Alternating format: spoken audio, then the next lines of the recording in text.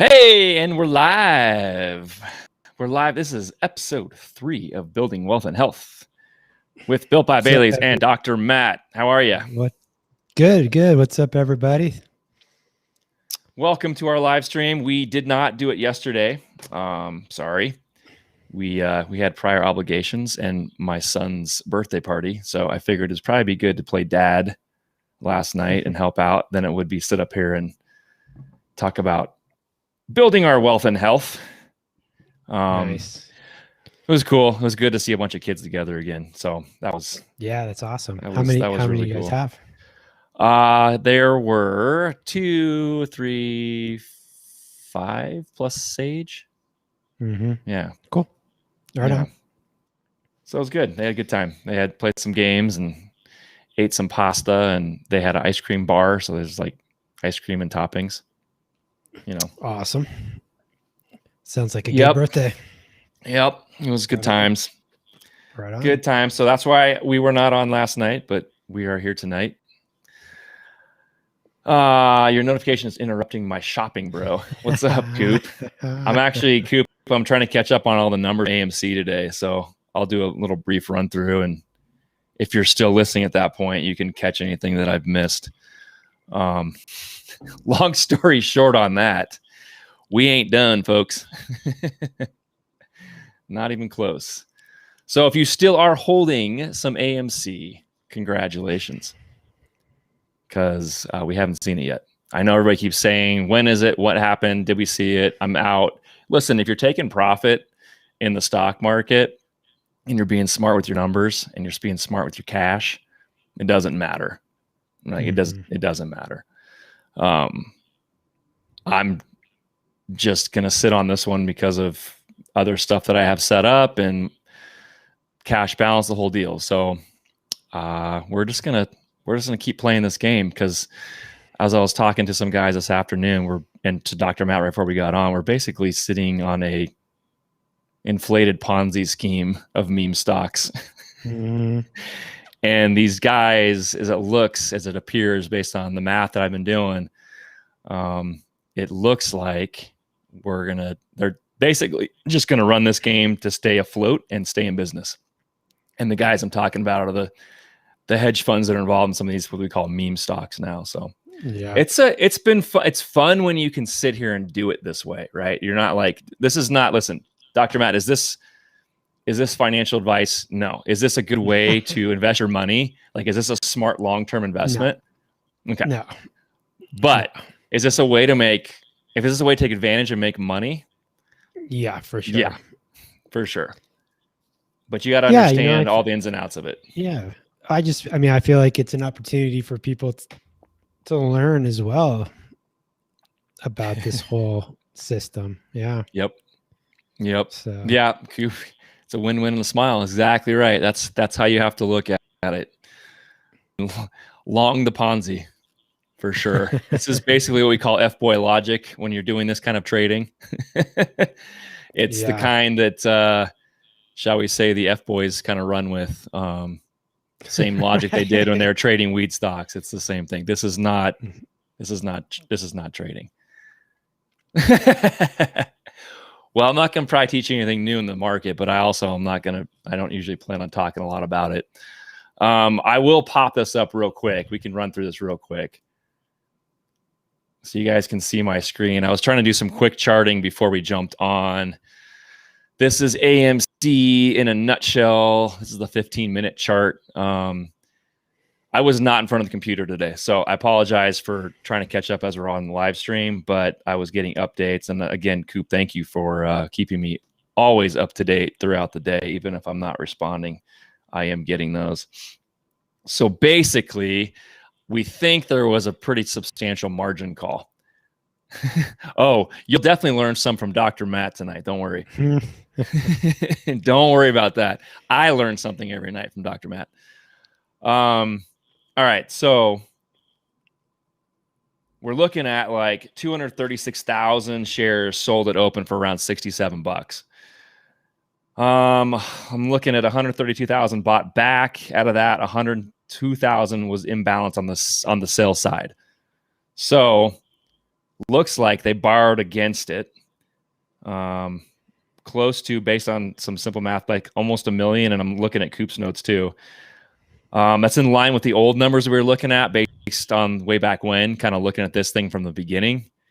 And they purchased it around 15 a share, which I know Coop wrote this in here too. And I was trying to get my notes put together, Coop, before. I think you're right. I think it was right around $15 a share when we thought they were diving back in. So again, assuming the F-boy hedge funds are using multiple accounts and they're still running synthetic shorts through the market, and they're still literally trying to leverage themselves off these meme stocks to stay afloat. Yeah, this is going to be GameStop times 1,000. That's what I'm seeing. Again, that's relating with other people's notes and what everybody else is looking at. You can get logic saying the opposite of that. I don't see how it would have squeezed yet if I'm looking at the right numbers. I think I am. So that's why I'm sitting on what I have. I did average up. I started back in on the AMC play at around $7.50 a share. And as I kept seeing these numbers change and kind of doing math and understanding what's happening in the synthetic side, I said, oh boy, this will be fun. So I started averaging up. I called Dr. Matt and I said, boy, you better buy some AMC. So he did. I definitely hit a bunch of other people up. And usually, and Coop knows this too, usually when we're telling people to, hey, I've got an investment, or hey, you should actually, we're trying to teach people about real investing, not just this stuff, but real investing.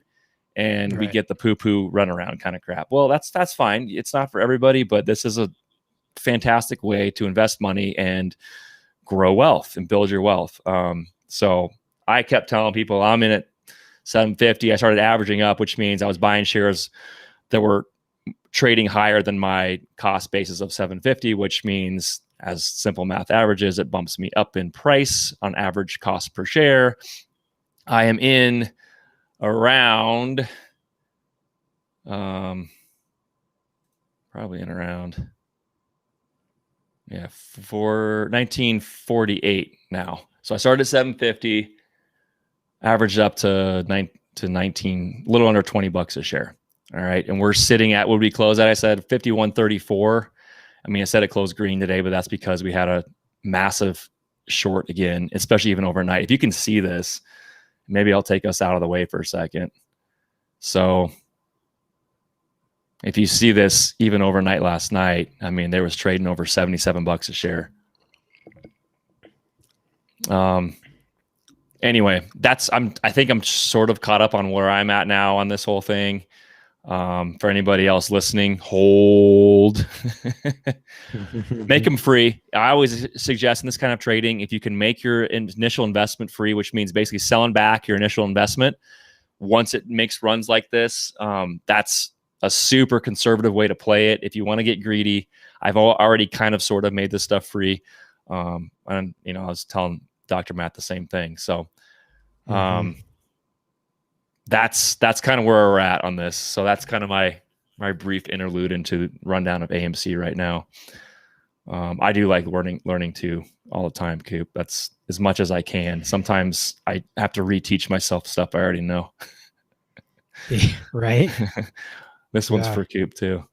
So we'll put that up for a minute. Everybody can, if you don't know what those are, look them up. Make it part of your daily philosophy. Trust me. It helped me a lot the last couple of days. Did it? Yes. Yeah. Nice. Even on the highway, bro, Denver traffic coming out of Castle Rock. Oh, yeah. I want to throw up. Yeah. Yeah. I feel very fortunate that I've created my world in about a 15-minute circle. I don't really have a huge commute anymore.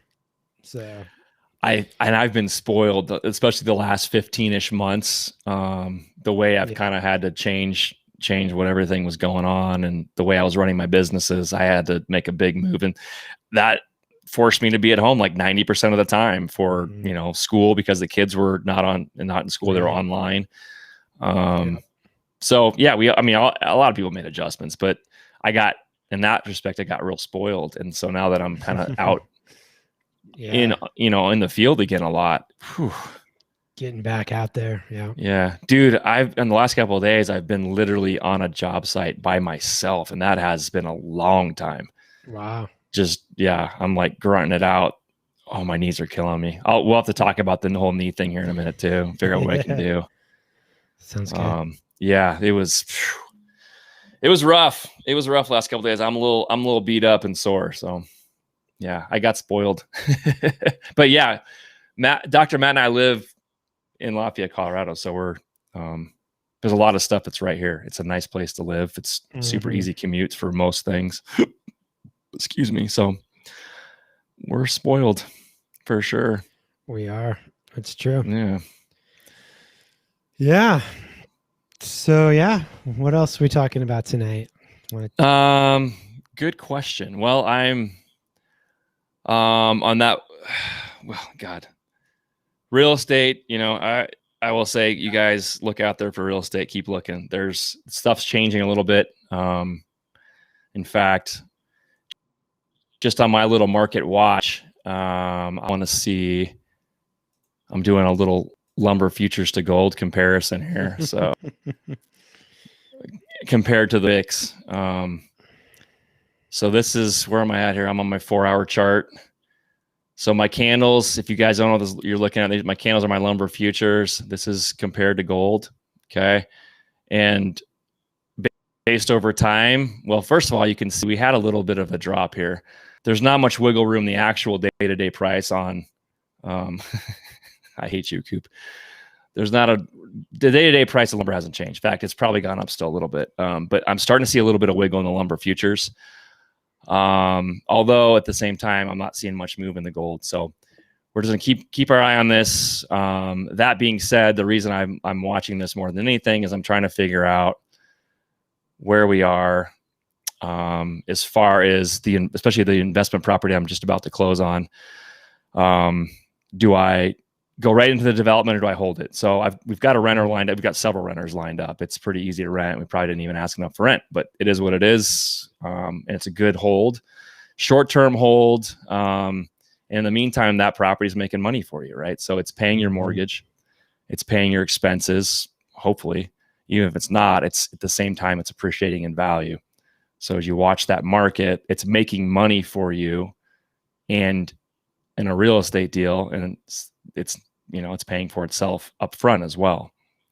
So we may hold it for a year and see what the market looks like in a year. We may be able to turn it to another developer and just to cash out and put no investment up other than what we're putting in initially.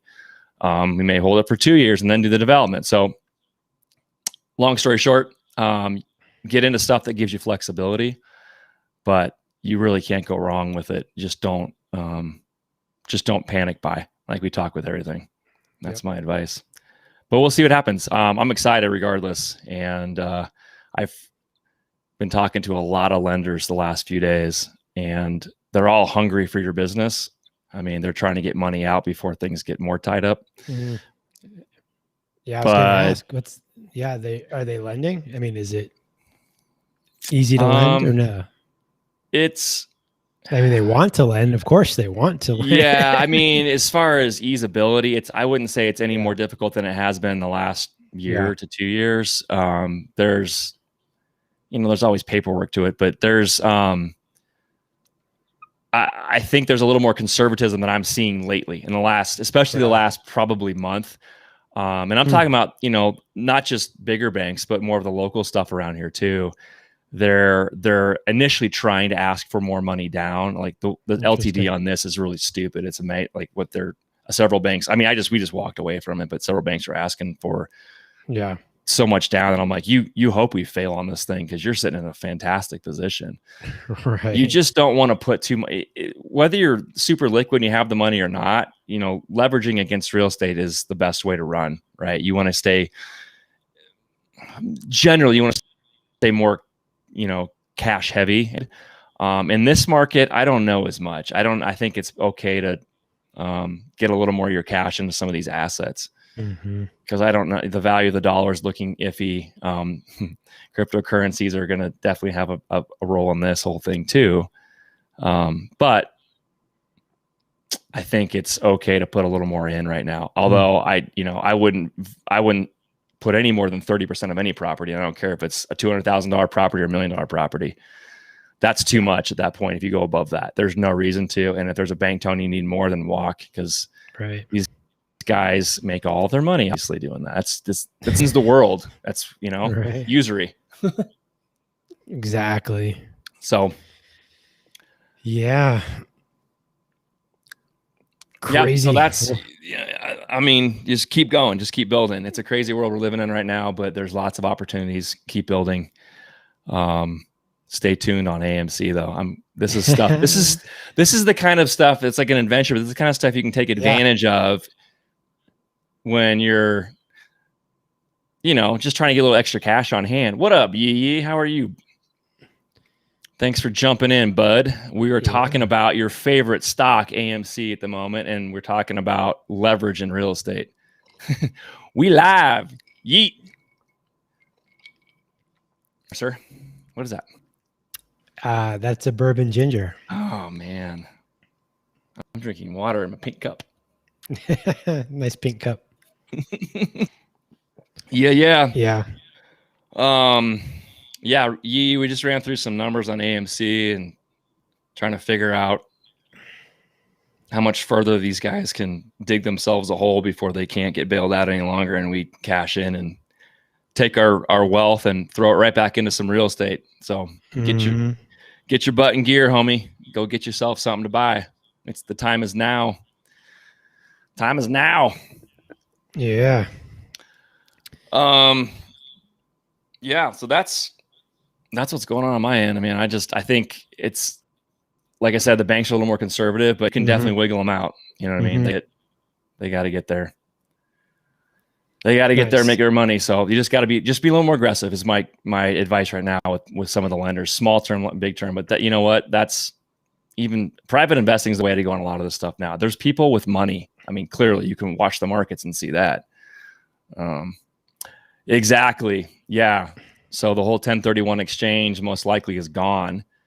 And contrary to popular belief, that was not helping the top 1%, because it was capped at how much you could actually roll in tax free. And we're talking $500,000 max. Okay. So think about a $3 or $4 million property, and they cash out at $900,000 or $1 million, right? So what? They don't care if they cash out on $10 million property and they made $5 million in profit. They'll take advantage of that 1031, but that's peanuts to them, right? So that doesn't affect the big guys. It affects the small time investors, and that's going to hurt, man. I don't know how that's going to affect. I've done some videos on that. It's going to hurt though. So yeah, if you want to get into something and you got another property to roll it into, do it now, especially with capital gains tax getting slapped too. So good I know opinions times on that, but yeah, it's a fun time. It's a fun time. Good times. But listen, money. Everybody's getting rich on AMC, right?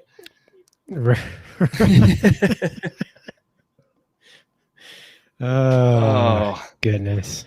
Yep.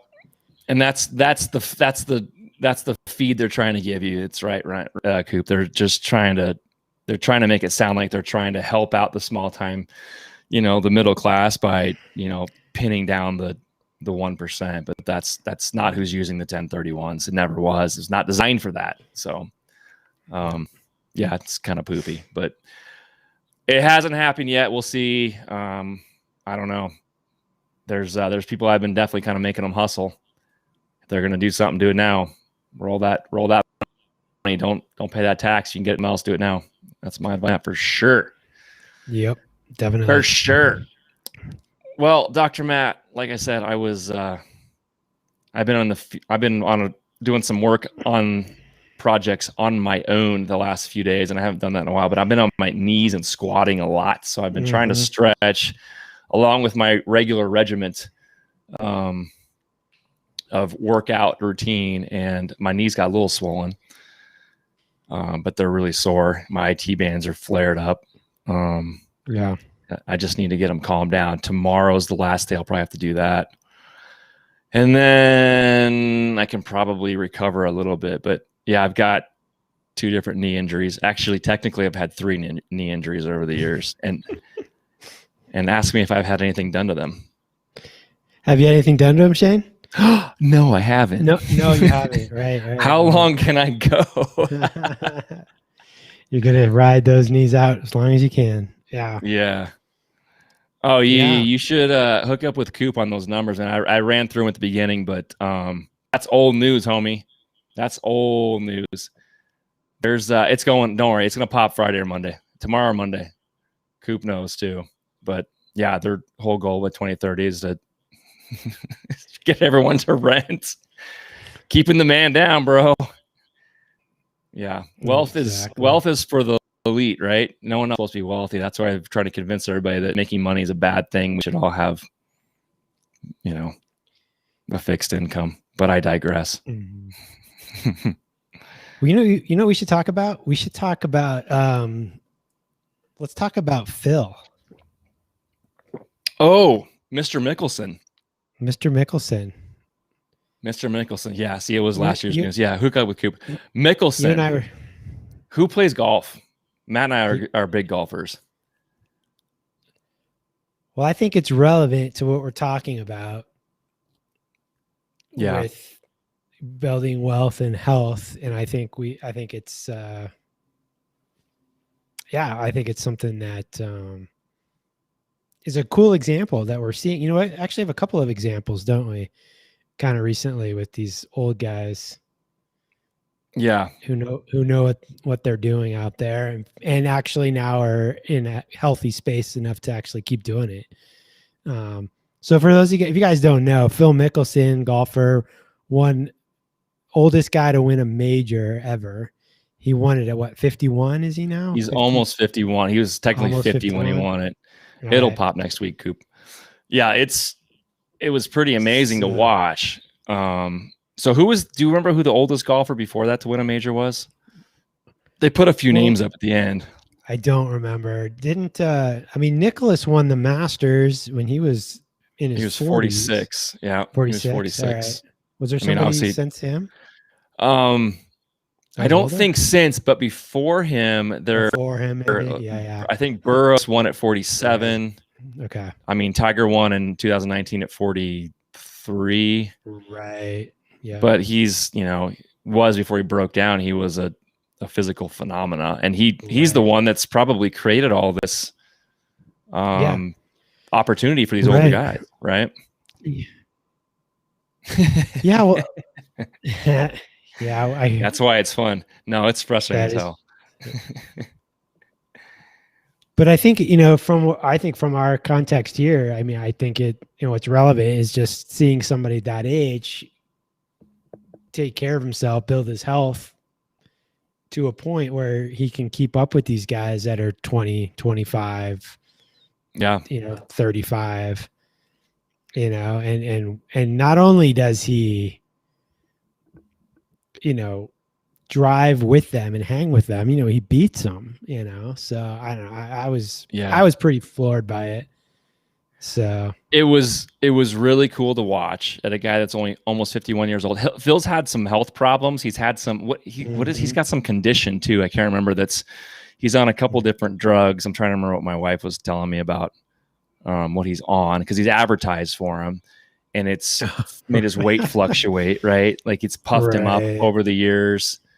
Right. And Katrina, if you're listening, you could probably help. I don't know if you're listening or not, but it's been some anti-inflammatory issue. I can't remember what it was. Anyway, so he's had health issues.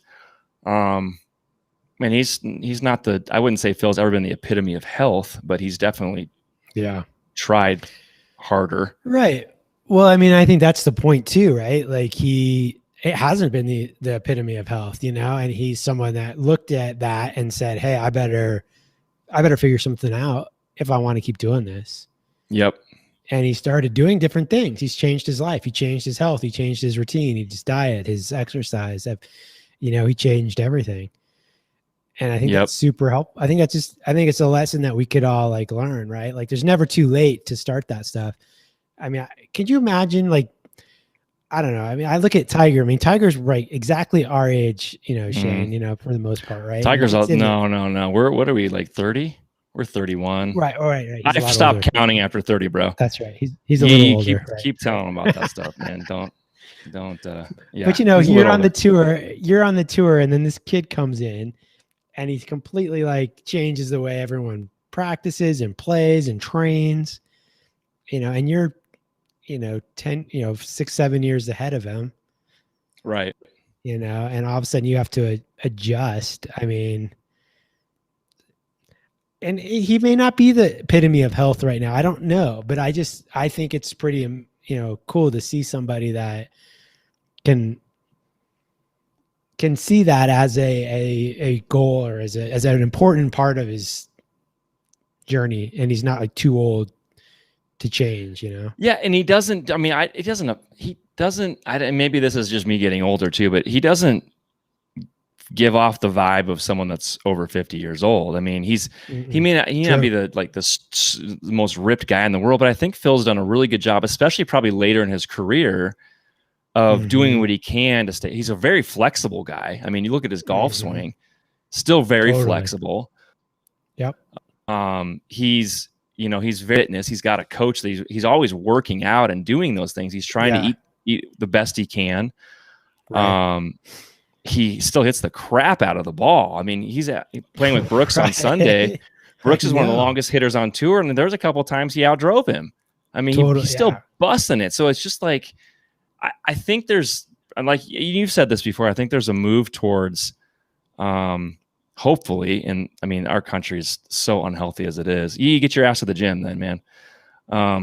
He's I think it's just, there's this move towards, people say the 50s the new 40, 40s the new 30 kind of thing. But I think there's something to be said for that. As unhealthy as we are in this country, I think, even though I was told the other day that the average death rate has gone down in the last 5 years. Yeah. I haven't double checked that, but anyway, we're not 15 as old as it used to. You know what I mean? Like when our parents were 50, that was seen as a lot older. Right. And I remember like hearing people that are over 50, like, well, then he's a senior, and which is funny because the guys on the senior tour have to be 50 years old to play. Right. But he's out there playing with the young guys still. So I think there's like, that age isn't the same as it was maybe when, especially when Nicholas was playing, it's not the same. So I think there's a move towards that. And I don't know what that is though. Cause you're still seeing so many issues with people's health in this country. You know what I mean? Sure. I think people just have opportunity now. Before we didn't have some opportunities, especially, unfortunately, I think there's a lot of economic drivers. People that have money have more options in certain things around this, which is part of the system, I guess. But yeah, I've just been thinking about it as a overall, I've been thinking a lot about health as a long game, and I know you talk about you're investing and holding and finding things and, planning, really having a plan, and I just see health as that way as well, right? Like it's not I was telling a patient today that, I said to her, there's no end to doing this. There's no there that you're going to get to, and you're just going to stop, taking care of yourself. Right. We're going to get you over the hump of, something that's significant, and it's going to be a shorter period of time of doing that. But after we do that, you got to maintain it. You got to keep going with what we'll talk about. And so when you see people like Phil and you see people like Tom Brady and, these guys that are doing these athletic feats, it's just an example. It's just one place you see it. Right. it just tells you that there's really no reason that we can't all just perform and have lives that we are totally happy with and engaged with and love and do what you want to do for a long time. There's no reason you can't do that. So, and the younger you are, if let's just say you're getting started, it wasn't, your mojo growing up. I mean, even in your 20s, if your 30s, you're getting into a better routine and better fitness. There's so much to be said for people talk about how staying healthy is so hard, and it's exactly the opposite. Yeah. And we were talking about this last week, even we were hanging out, that finding something that you like to do that's, designated as exercise and fitness is the most important part, right? I mean, how many miles do you walk on a golf course? I mean, if you're walking and playing 18 holes, that's decent. That's a good start. You know what I mean? 3 or 4 miles probably. Depending on the course, length of the course. And listen, the worse you are, the more miles you walk, right? Yeah, exactly. I've walked many miles for that. Yeah. No, I think that's really true, and I think that's why, it's like what we were talking about the other day with like soccer, right? Like how hard is it to be an adult and find a place to go just play soccer? Yeah. Just when finding you're a kid, group events or just something, it doesn't have to be soccer. It could be anything, anything. Yeah. And I guess that's why like things like the gym and weights and other things are just so valuable, because everybody has access to those, and they're, we can go there and do it. Yep. I mean, how old are you, by the way? I think he's under 30 for sure. Mm-hmm. Nice. And he's working his butt off. He's ex-military dude. He's been through the ringers, but staying with it, you just got to find things that work for you. And eating healthy is not as difficult as people make it out to be. You just got to commit to 26. There you go. You're young as hell. You got nothing to worry about. You got nothing. Nothing to worry about. Just stay with it. You got to stay with it. Right. I look at my health. I mean, I haven't been in perfect health my whole life. I mean, I'm grateful for a lot of the foundational stuff I got from my mom and growing up. But, there's definitely things I did over the years that I don't think were that good for me. But, when I look back and relate to that, as I'm so grateful I started early on a lot of what I did. Yeah. Because I think it really helped some of those times when I wasn't so good at what I needed to do. Right. So it is, it's like building that health savings, it's building that savings account, have some wiggle room. Not that you want to have to spend it, right? But yeah, but you can have a little AMC move. There you go. There's a little out there for AMC. Don't worry. Yeah, exactly. And that's okay. I mean, mental health is just as important, and you don't want to stress over eating for sure. You talk about that all the time. You definitely don't want to stress over eating. Yeah. But it's not as hard as we make it out to be. And that's something we could definitely spend a lot of time hashing out on these conversations if people are interested. I mean, I think there's just so much stuff around diet that's so confusing. Yeah. And I'm confused about a lot of it too. I just, not that, I mean, look, I mean, I have access to resources and information that a lot of people just don't know. So, VA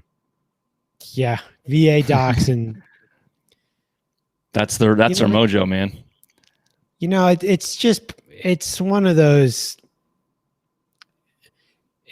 really missed opportunities that we have in our entire system. I feel like, where we just don't we create a system that doesn't work, and then we try to keep it going, and like the VA, I'm grateful that it's there for some people, but at the end of the day, I just don't think it really makes people healthier. So anyway. No, we talk about that a lot too. Intermittent fasting. What intermittent fasting? I think it's good for a lot of people. I don't think it's great for everybody. But I do think it can be really helpful. There's a lot of important metabolic changes that can happen when you intermittent fast. However, you have to be somewhat healthy to do it, in my opinion. I don't think it's for everybody. And remember, here's the thing, and this is what I tell my patients about that, because I think intermittent fasting in the last couple of years has gotten really, really popular. You're fasting when you're not eating overnight. So if you're having dinner at 7:00 at night and you're not eating again until 7 the next morning, that's an intermittent fast of 12 hours. Break the fast. The problem is people eat dinner at 7 and then they have a cup of ice cream at 11. Whoever did that? Yeah, not me. No. No. What do you mean Dairy Queen run? Right. Fourth meal, fifth meal. Yep. But and then they get up in the morning and they eat again. So they've had maybe a 6 or 7 hour fast. And then they have really, really crappy blood sugar control. So they don't eat something every 3 or 4 hours. They feel terrible. They're shaky. They're irritable. They're angry, stuff like that. So, intermittent fasting can really be as simple as, hey, eat dinner, stop, don't eat again until the next morning. Right. Now, if you want to take it to the next level, then yeah, maybe you go from 7 and you build up to doing maybe a 16-hour fast where you go until 10 or 11 the next morning, before eating again. But it's not something that people should do overnight. I don't think if you're used to that kind of thing, you should just dive in and do it. I think you should sort of work your way to that. I think there are people that do really well with those sorts of patterns, and there's people that really don't. Women don't do well with it. It's been my experience. It's a great question. I don't know 100% what all the ins and outs of it are. I think they do better with.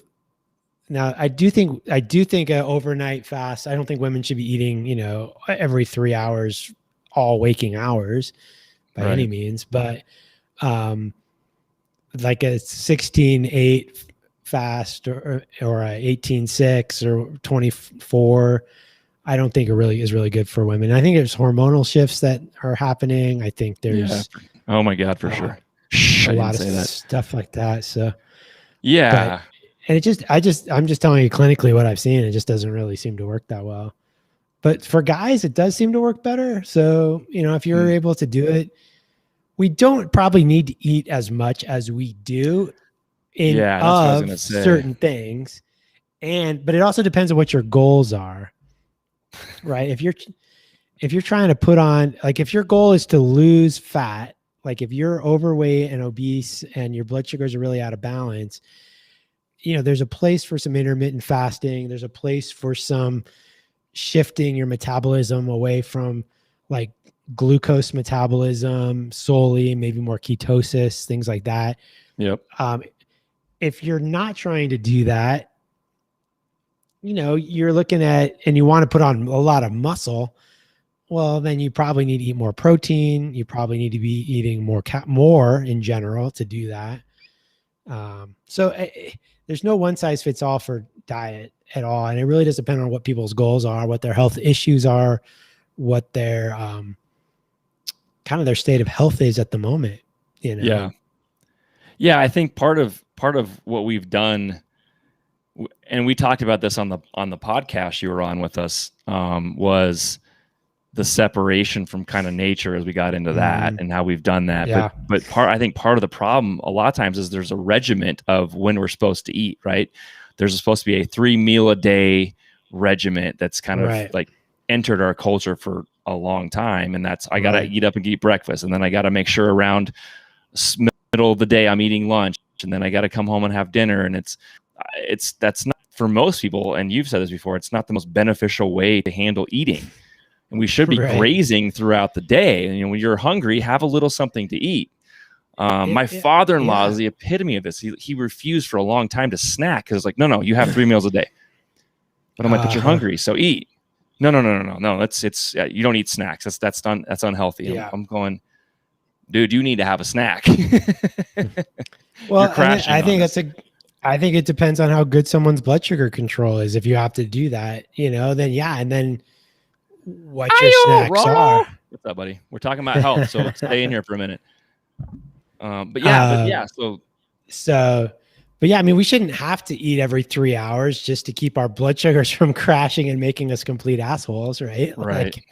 Like, but you know, some people need to do that for a while, but honestly, if somebody's eating like just a ton of like chips and crackers and cookies, and those are the things they're grabbing as snacks or Snickers or I don't know, candy bars or whatever.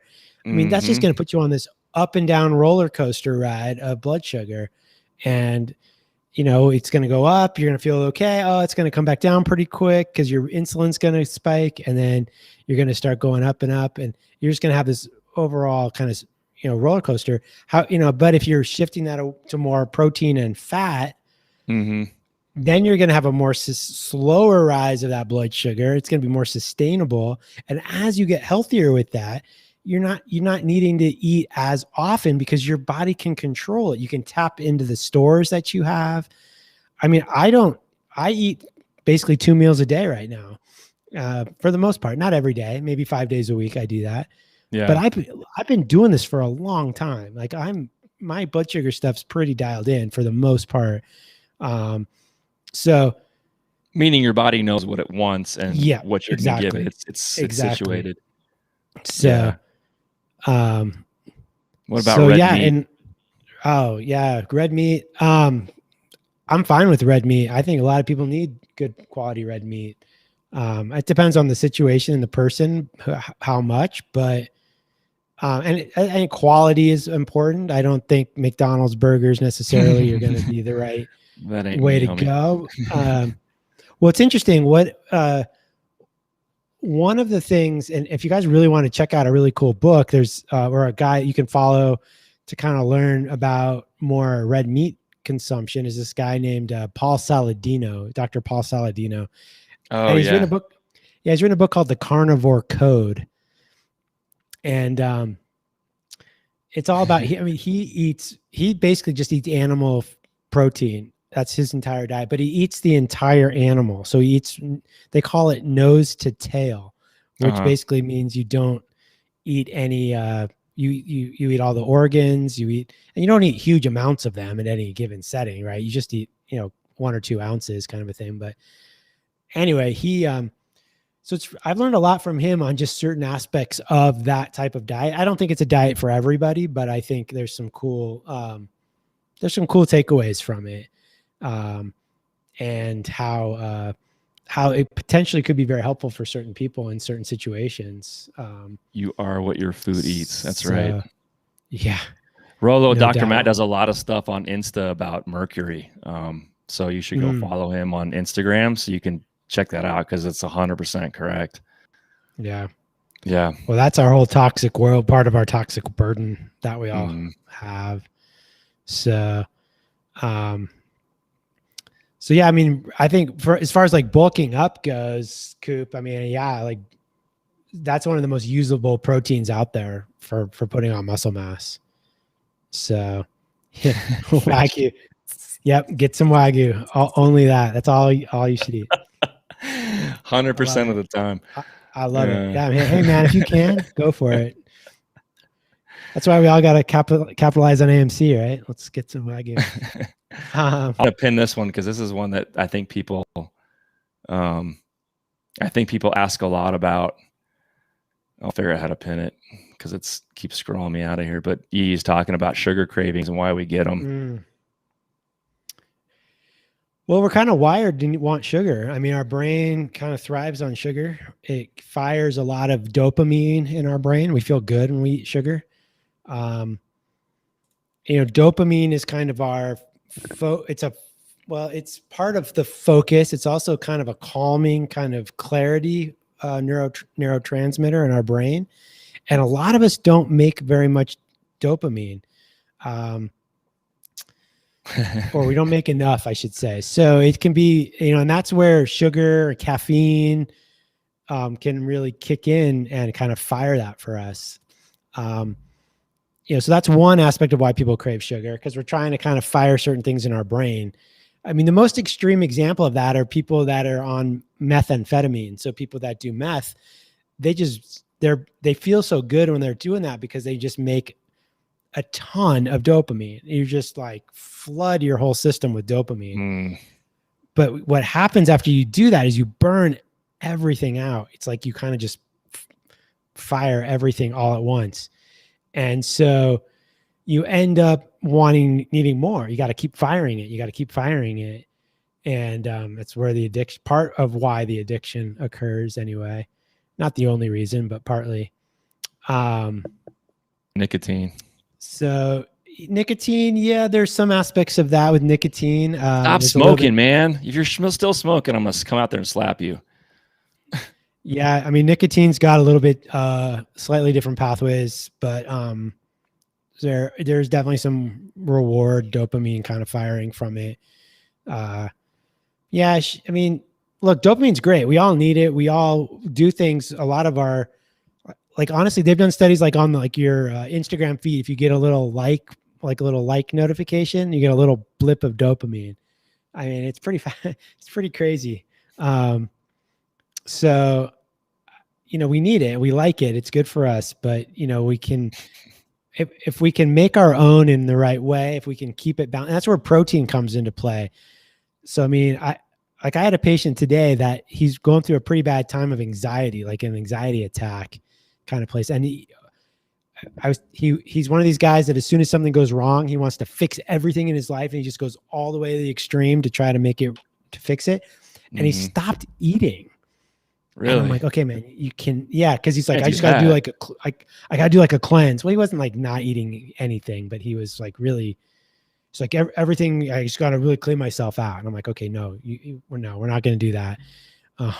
You're going to get out, you're going to get some protein. You're going to, we just talked about all that. And that's really because here's the thing, dopamine is made from something called tyrosine. Tyrosine is an amino acid. So all of the protein that you eat is made of amino acids. So you remember those little toys when you were kids that stick together, little balls that have, you kind of plug them together and you make a big long chain. That's kind of how amino acids work. So one amino acid clips to another and you build these big protein chains. And that's, so that's why when you eat proteins, you break it apart into those amino acids, and then you can actually build what you need. And particularly you're going to make like dopamine and other neurotransmitters. So often, and that's why reducing sugar and increasing protein in people makes them feel so much more stable. They don't have these big ups and downs. So interesting. Yeah. And that's why starting your day with, if you start your day with protein, just, the first thing you eat is some sort of protein, eggs, leftover piece of steak. I don't know, whatever. Right. Just to try to, caffeine and tyrosine is definitely okay. Taurine too, buddy. Get some taurine going. Yeah, taurine will calm you down from all that. Yeah, it'll focus you, right? I mean, that's kind of where it comes into. Taurine's an amino acid, right? I mean, that's an amino acid as well. It's a little different, but yeah, kind of. Yeah, for the most part. 17 eggs. Absolutely. Get your cholesterol up. But yeah, I mean, I think it's just important to kind of think of it in some of these broad strokes. I think sometimes we get really nitty gritty and down in the details of like some of this, but I think at the end of the day, having more protein in your diet, reducing your refined carbohydrates, really can help people for a lot of issues, mental health especially. I mean, I can't stress that enough. Yeah, for sure. That's a big deal, especially in the last, what part of 2020 are we in? It's right. Yeah. Jesus. The extended version. Extended version 2.0. Yeah. Mental health, man. That's why we do this. Yeah. Trust me. Get in there. Get in there with that. Yeah, totally. Yeah. So yeah, I'm all about red meat. I think it's good for most people. I mean, but I'm also pretty aware it's not one size fits all. So Yeah, for sure. Well, so yeah, So, okay. Here's a good example of like, it's not a one size fits all thing for people is people are like, I'm eating healthy and I'm still gaining weight. I work out 5 to 6 times a week. Now, the workout part, you always have to kind of understand working out is a lot of different things to a lot of different people. And if Rolo's still in here, he knows what that's all about. But that's not a one size fits all either.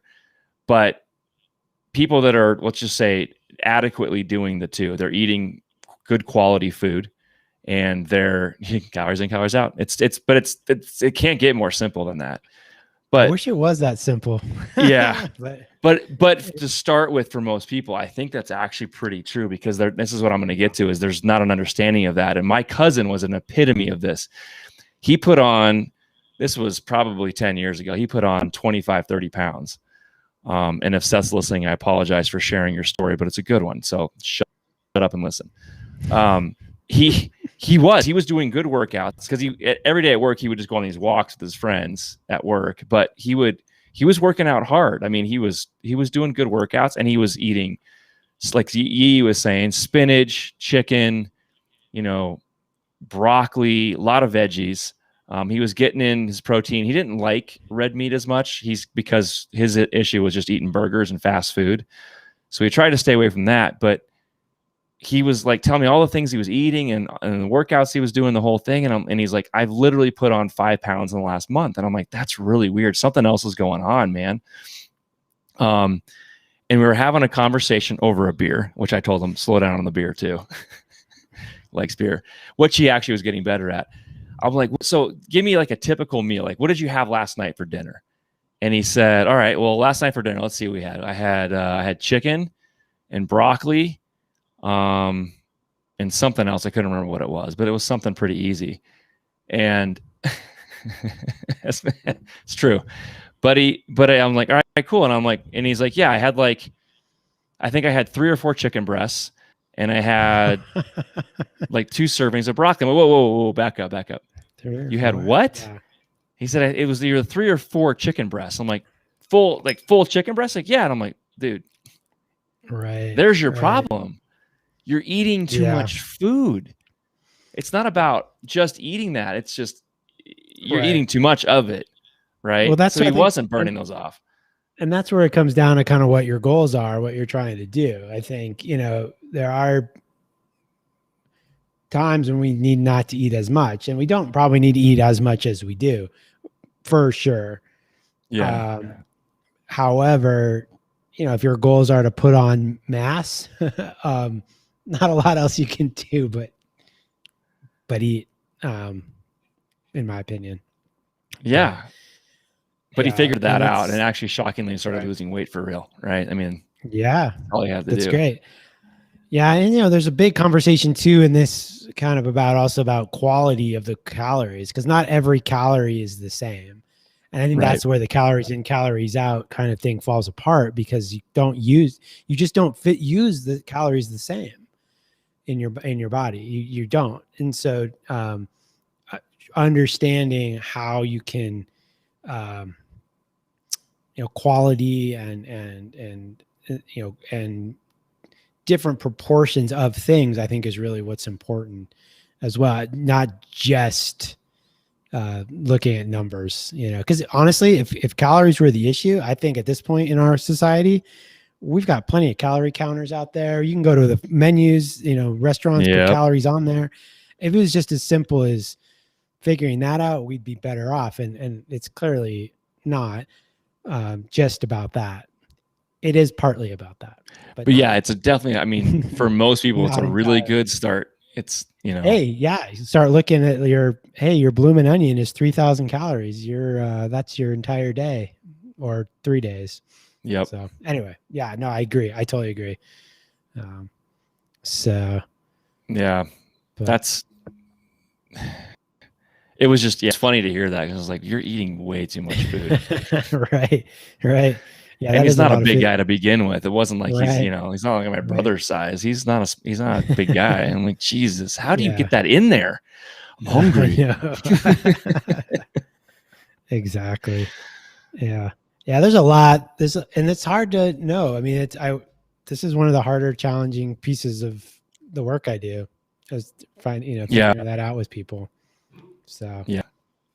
And there's like these age milestones that, you know, in Western medicine, especially, that you hit and you're like, all right, at this age, you need to start doing these things. This age, you're just going to start gaining weight. At this age, you got to have whatever. And that stuff drives me nuts, man. I mean, yeah, right. I don't like I hear you. how that's, you know, well, at 50, you have to have a colonoscopy, you know, between this age and this age, start checking for these things because you're going to have it. I hate hearing that. It's not a matter of if, it's a matter of when. I think, listening, she's going to kill me, but I don't like that. I don't agree with it. Right. No. Yeah. Me neither. Yeah, me neither. There's no reason for that. Yeah. I mean, yeah. You know when you're 40. I mean, yeah, I knew when I was 21 too, bro. Rolo, you're pretty young though. You're definitely not 40. You're probably, I'm going to guess, early 30s. Maybe I'm going to piss him off. How old are you, Rolo? Rolo's got a good channel too, you guys, and go check him out on Instagram too. It's okay, Rolo. You can post in here if you want. Yeah, see, 27. So he's like Yee's age. Damn, Coop. We the old ones in here. Yep. Yeah. Oh, I was going to show this too. Check this out if I can get this to work. Okay. So we were talking about Mickelson earlier, right? Yep. This is just a few months ago. Look how far that club goes. Now look at him. I mean, this dude's flexible still. Yeah. Like, look at the torque. Yeah, that turn there. I mean, this man is 50, awesome. Almost 51 years old. Mm-hmm. I mean, he's still you can tell he's working out. That's why he hits bombs, man. That's why he hits bombs. He's a big dude. He's like what, 6'2"-ish, but he's like, he's a thick dude, right? So he's got a lot of torque. Mm-hmm. Plus he's got flexibility. He's still hitting the piss out of the ball. Mm-hmm. And so he can still putt and chip. So it's I don't know. I was impressed. I mean, it gives me hope for when I'm at age. You know what I mean? Like, I just want to keep going. So I'm not. Yeah. Like I said earlier, I've got a lot of injuries that are speeding up. After 30, people were saying the same thing. I was like, oh, you're going to start feeling all these things. I didn't, luckily. But it has creeped in lately, and it's more of a problem. But you got to put in the effort, right? You got to put in the work. Yeah, I agree. I mean, I think I want to say it's just a number to a certain point, right? I mean, age is just a number to a certain. If you're doing the things we're talking about, you're staying with it, and it's not like you don't have to be a professional athlete. You know, don't have to be an Olympian working out. Not at all. And there's certain things that, like I was trying to get to before, is just, you know, sometimes chicken doesn't work for people, right? There's inflammatory. So talk about some inflammatory things that don't work as far as good food goes. Things you've seen with people that don't work. Like issues, because you've done lots of different kinds of cleanses over the years. So identify, and correct me if I'm wrong, identify certain toxins to a certain person, whatever, that just don't work, or things you're even allergic to you didn't know. Yeah, I think so. There's a couple of things around that. I mean, a lot of people have a pretty poor digestive system in general. And so you put certain foods in and it creates a lot of inflammation. We just don't digest it very well. And it creates issues. So that is kind of a slightly separate issue from the food. I think the food is a contributing. It's like the fuel that gets put on a fire, but the fire is really like a bad gut, a really poorly functioning digestive system. And so a lot of the products and protocols and programs that I've developed over the years have been trying to kind of heal that gut, get the body stronger, removing a lot of the stuff that's often create inflammation for people. I mean, common things are like wheat and corn and dairy. Dairy's a big one. Yeah. Those are probably the big three that I see a lot. And they're in everything we eat, right? And it's not that they're toxic themselves per se. Some of them are not great, but when you have a really unhealthy digestive system, it just adds further problems to it. So over the years, that's kind of what I've figured out. And sometimes it's good to kind of clean the system with just simple, basic foods, clearing away a lot of those inflammation creating foods. And then you can see what happens when you add them back in. Like if you keep dairy out of your diet for 6 weeks and then you have something with dairy and all of a sudden you get congested and it's, oh gosh, I probably shouldn't do a lot of dairy. Yep. It doesn't mean you have an allergy necessarily. I mean, you might, but dairy is pretty hard to digest and process in a body regardless for almost everybody. For almost everybody. Yeah. And especially, it's just not that great for a lot of people. So, well, we're not saying it's not good for you, but I guess, you could talk about I'll say that. I don't think it's that good for a lot of people. I mean it's not as good as people think it is. Yeah. The dairy industry did a damn good job of making people think they have to drink milk. And absolutely, Rollo. Yeah. I mean, bowel movements are probably that's like one of the number one questions I talk to my patients about. How you pooping? Everyone loves to chat about that. But we literally have a book at our house. What is it called? Poops? No, it's not. I've read that one. It's What's Your Poop Telling You is what it's called. Mm-hmm. And it literally describes like all the different shapes, sizes, form. It's so disgusting. Katrina loves it because that's what, she can handle that, but it's true because it's a good sign of what's going on, right? I mean, just find what a healthy poop absolutely. is. Absolutely. Yeah. I mean, if you're, look, what's a modern yes. The modern medical world, considers that if you have, a bowel movement every like 3 days, that's normal. Like that's what they say. And I'm just like, you've got to be kidding me. Like people feel terrible if that's their pattern. So, the ghost poop. Yeah. It's just important, a daily bowel movement that's not hard to pass. That doesn't float. That's solid. And that doesn't leave a huge mess, is really what you're shooting for. So, but there's often a lot of work to do to heal the gut. A lot of people have infections or imbalances there. So it takes some time to heal that up sometimes, but. So I saw Yi asked a little bit earlier, like what are things he can do to clean his gut? Or do you recommend clean obviously is a loose term, but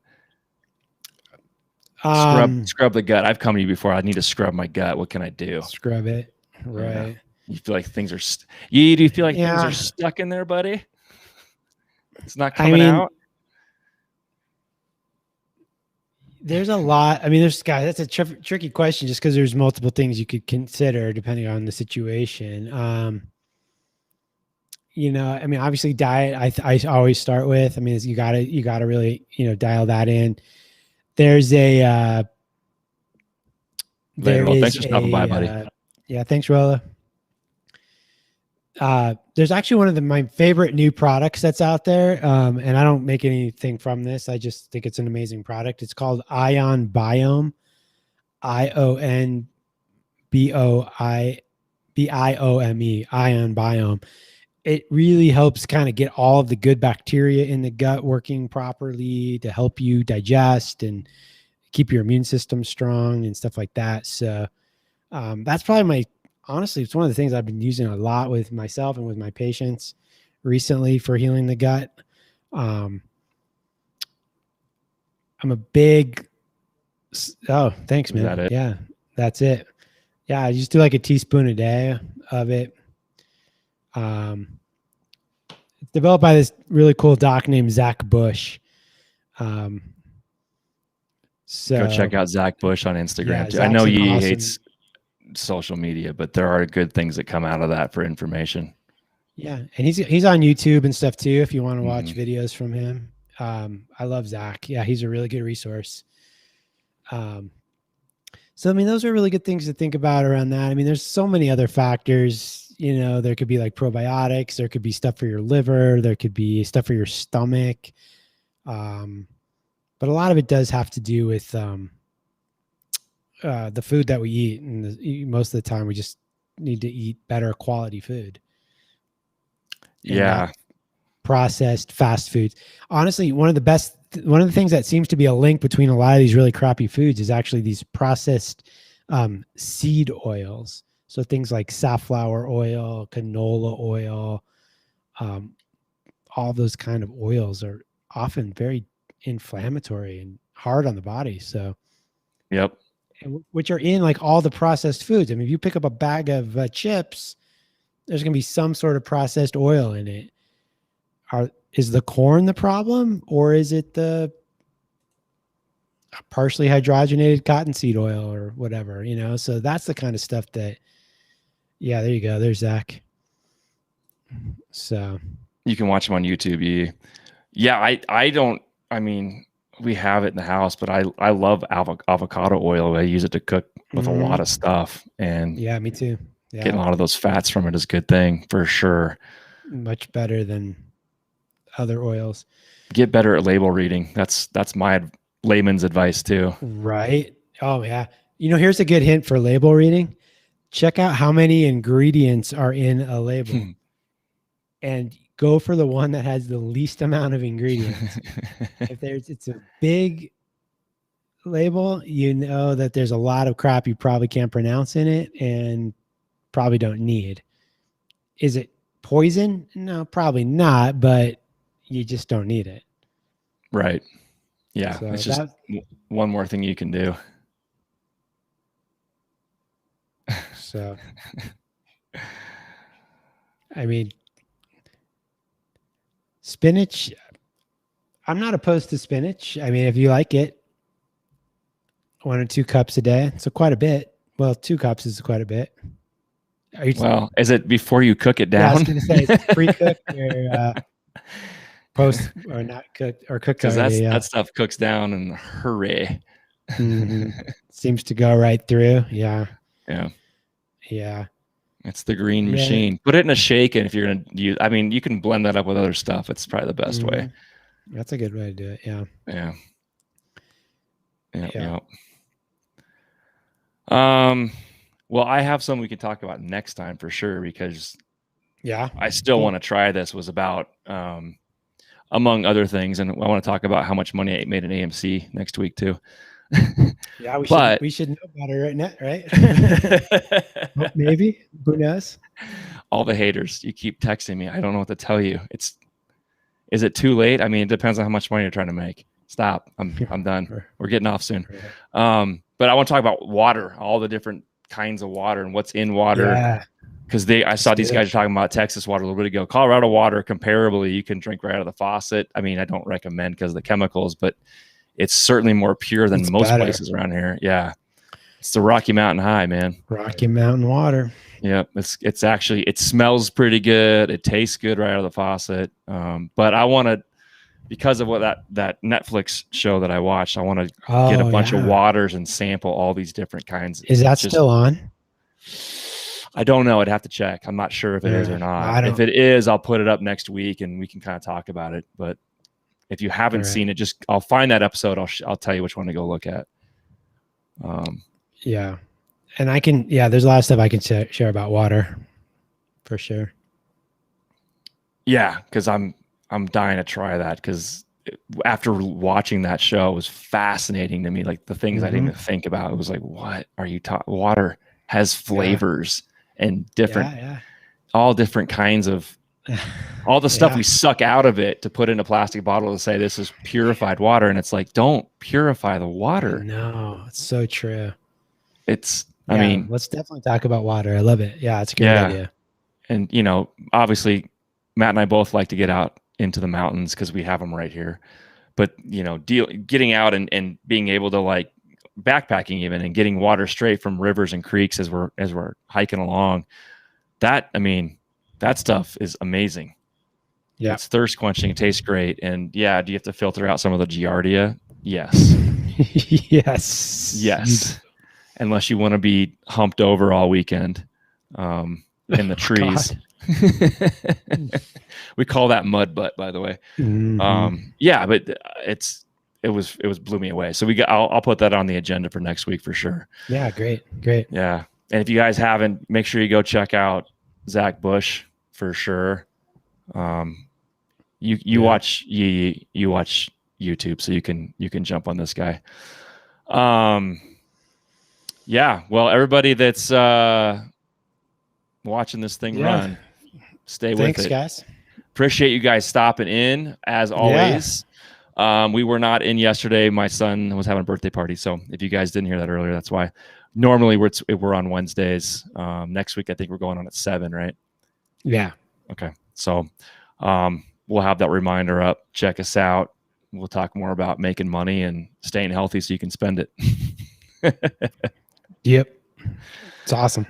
Yeah. Appreciate you guys. Appreciate all the people that were in here. Thank you, Dr. Matt. Yeah, man. Thank you. And don't forget, every day, Amor fati. Run it. Memento mori. That's right. Run it. We'll be back next week for another episode. Until then, guys, I don't know. Go have a good poop.